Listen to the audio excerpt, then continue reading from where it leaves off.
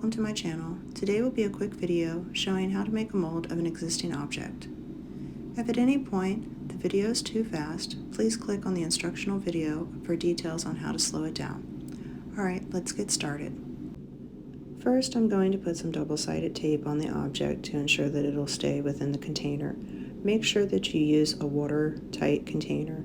This way none of the silicone will leak out. Mix enough silicone to cover the item to about 1/4 of an inch above the piece. Allow it to set and cure per the manufacturer's instructions. Once it is cured, go ahead and use a scalpel or something sharp to go around the edge of the outside to be able to actually get the piece out of the silicone. Once you remove the item from the silicone, your mold is now complete and ready for use. I am recreating the butterfly tray using Jesmonite.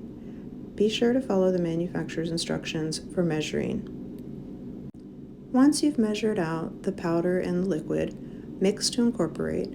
You may at this time decide that you want to add something additional as far as pigment.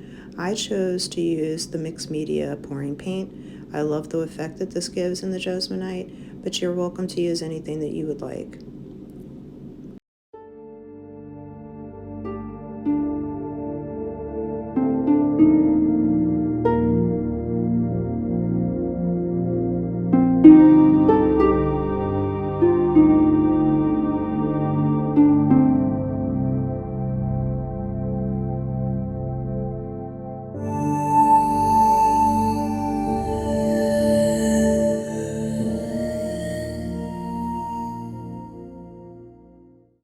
Now that the mix is complete, I'm just pouring it into the mold, and then I'm going to shake and vibrate the mold to reduce bubbles.